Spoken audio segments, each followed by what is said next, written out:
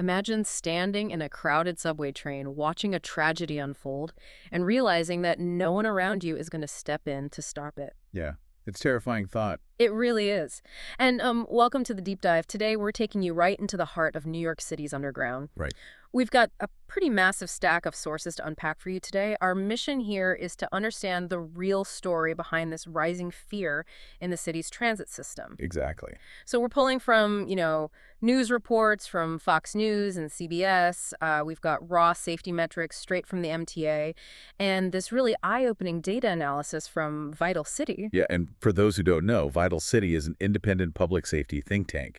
They basically crunch urban crime data. Right. So we want to know why riders feel so terrified, what the data actually proves about that fear, and maybe most importantly, what the people in charge are doing to fix it. And we are looking entirely past the usual political talking points today. The goal is to just drill down into the reality on the ground, or rather under the ground, to see the mechanics of what is actually happening in these stations. Yeah, and to set the stage for you, we need to spend the next 90 seconds bringing you up to speed on the horrific recent events that sparked this entire deep dive. Right, the stuff that really put the city on edge. Exactly. The city is on high alert right now after two entirely unprovoked crimes just shattered any lingering sense of safety for daily subway riders. Yeah. So, first, the arson case. According to the reporting from Fox and CBS, a previously deported illegal immigrant snuck back into the country, made his way to New York, and he walked onto an F train at Coney Island. He spots a homeless woman sleeping on a bench, and he literally set her on fire. It's horrific. She burned to death right there in the middle of the subway car. Yeah, and then, just days later, an entirely different but equally horrifying tragedy happened. Right. A 32-year-old repeat offender stalked a 76-year-old retired special education teacher. His name was Ross Falzone. And the details of this one are just brutal. They are. The attacker shadowed this elderly man through a Chelsea subway station and then violently shoved him down a flight of concrete stairs. Wow. Yeah. Mr. Falzone suffered a fractured spine, a traumatic brain injury, and he died hours later.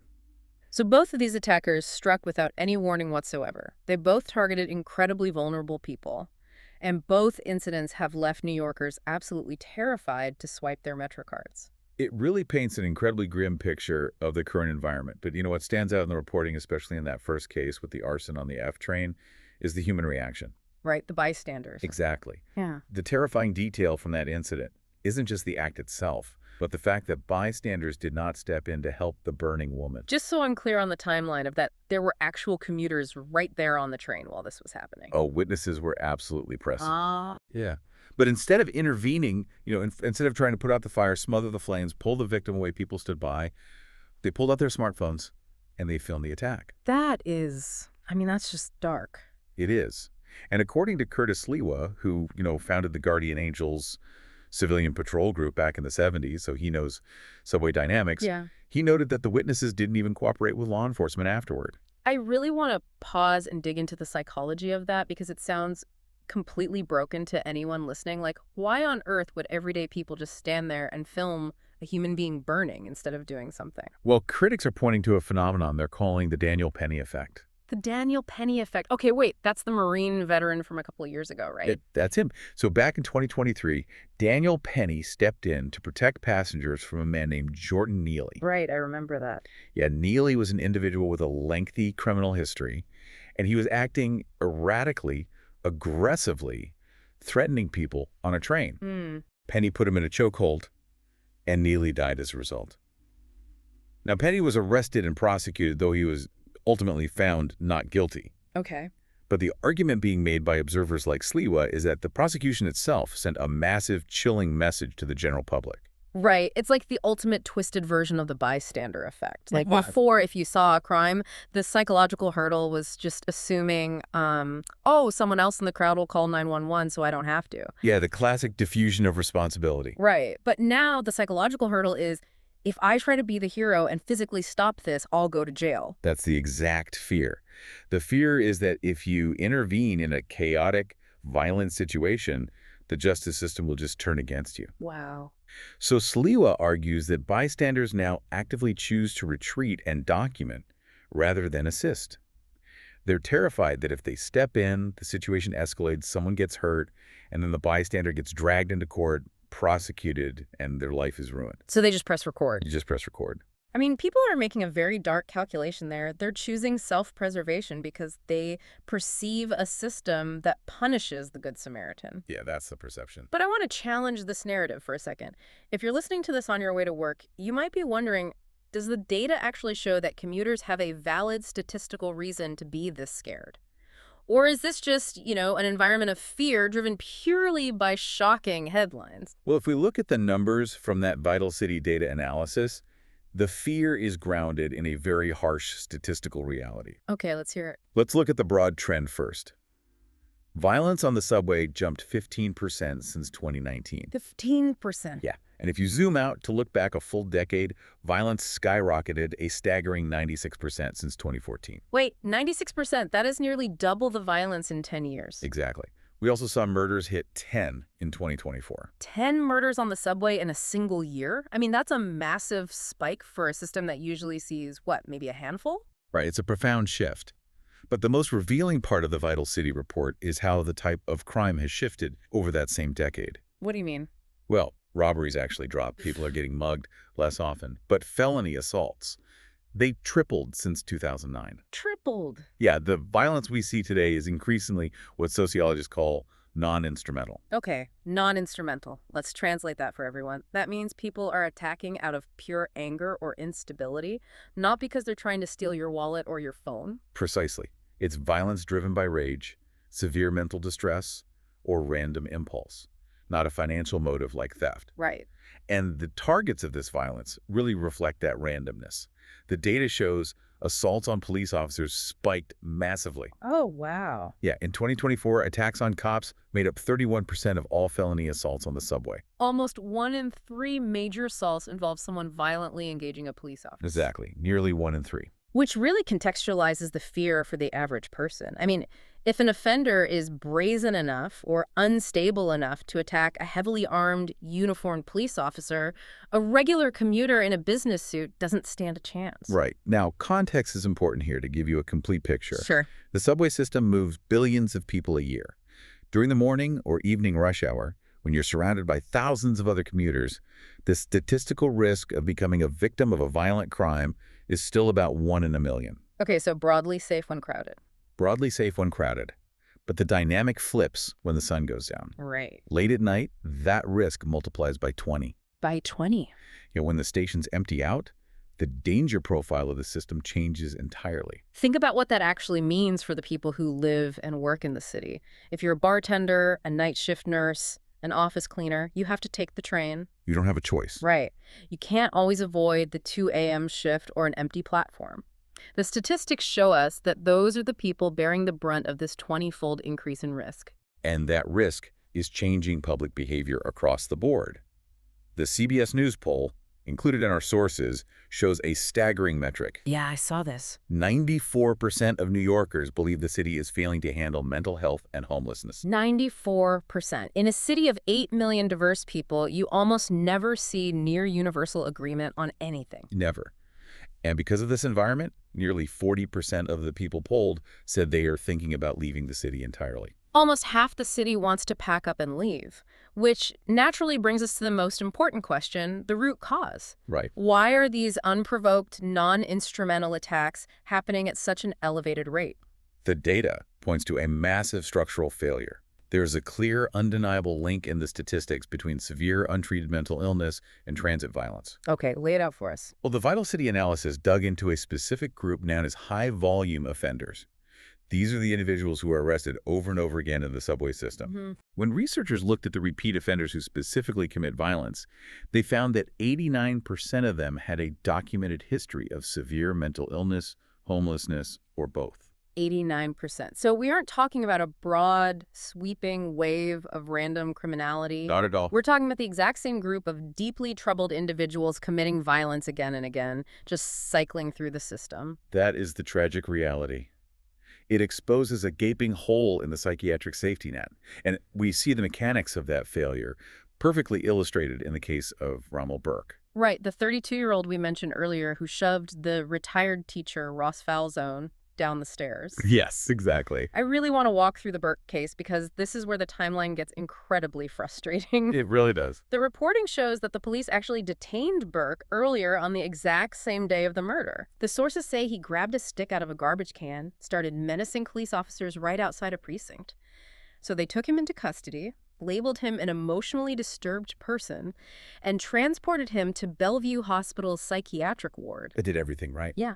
They successfully removed him from the street and got him to a hospital. But he was discharged after just 1 hour. 1 hour. 6 hours later, he killed a man in a subway station. How does the medical and legal system let someone slip through the cracks that incredibly fast? Well, it comes down to the complex intersection of hospital triage protocols and the legal threshold for involuntary commitment. Okay, what does that mean in practice? Think about how a psychiatric ER operates. It is designed for acute, immediate triage, not long-term detention. Right. An individual is brought in acting erratically, but if that patient sits in a waiting room chair, calms down, and explicitly denies having any suicidal or homicidal intentions to the psychiatrist, the legal bar to hold them against their will is incredibly high. Wow, so they just let them go. Basically, the law generally requires a visible, imminent threat of harm. If that threat isn't actively displaying itself in that specific 60-minute evaluation window, the hospital often have to legally discharge them to free up the bed for the next crisis. Unbelievable. So he walks out the door, heads down into the subway, and the cycle continues. So the system is forced by its own rules to prioritize releasing the patient over protecting the broader public, all because the legal definition of imminent threat is so narrow. Yeah. It highlights a critical bottleneck. And it's a question of protocols that is now drawing intense scrutiny. Following the Falzone tragedy, Mayor Zohran Mamdani ordered an immediate, full-scale investigation into the city's Health and Hospitals Corporation. Right. He wants to know exactly what steps Bellevue took or failed to take before they let Burke walk back onto the street. Which actually brings up a fascinating political timeline here that we need to explain. Yeah, the overlapping administrations. Exactly. You have all these massive law enforcement policies put in place by former Mayor Eric Adams and Governor Kathy Hochul to flood the subways with police.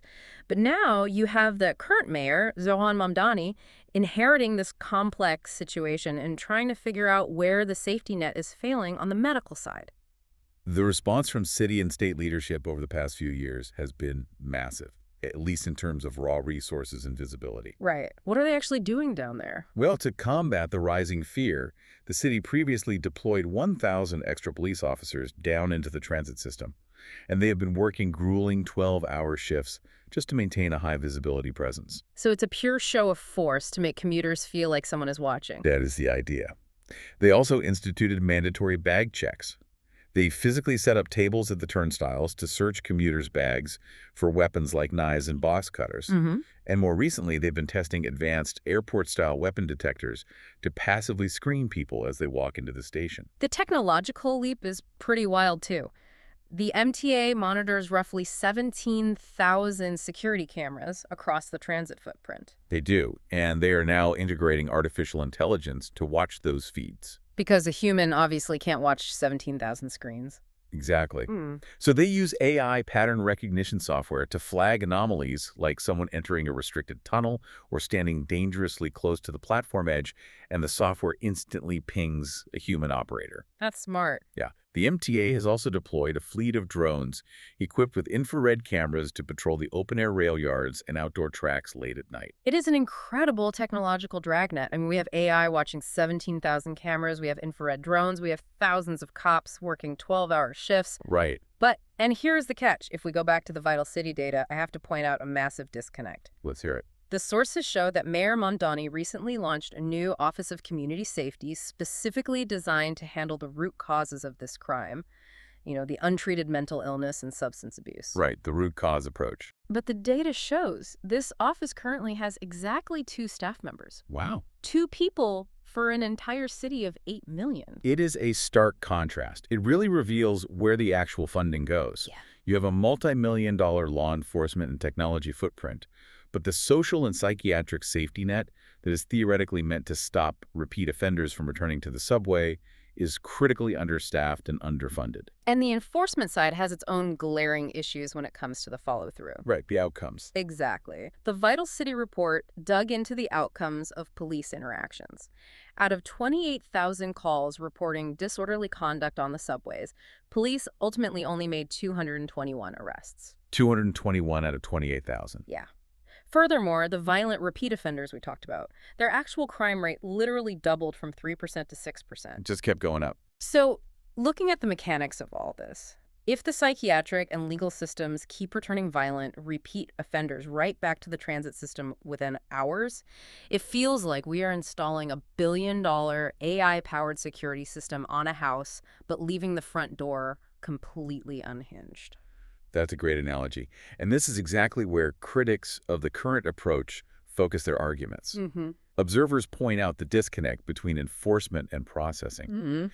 The argument is that bag checks and drones are essentially superficial deterrents if they don't solve the fundamental problem of a revolving door justice and hospital system. Right. If an offender knows they can jump a turnstile, act erratically, menace a commuter, and face zero long-term consequences because the hospital or the courts will release them an hour later, the cameras do not act as a deterrent at all. No. The cameras just become very expensive tools to record the crime for the evening news. Which loops us perfectly right back to where we started the Daniel Penny effect. People watch the crime happen in real time. They record it on their smartphones, but they absolutely refuse to intervene because they do not trust the system to back them up. Yeah. They see the institutional machinery failing to hold violent offenders, but they are terrified that same machinery will aggressively prosecute them if they try to defend a fellow commuter.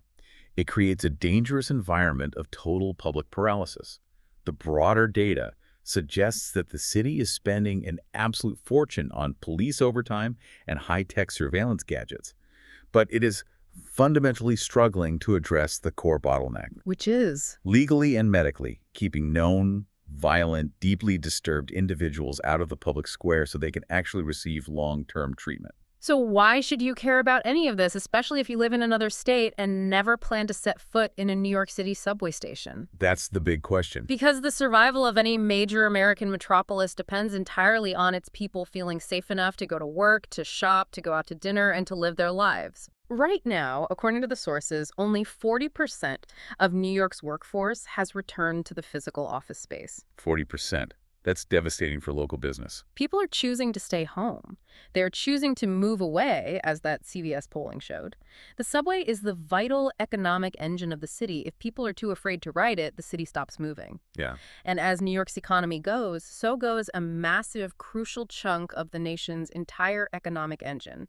It ripples out to everyone. A transit system requires trust. When that trust erodes, the entire urban ecosystem starts to fracture.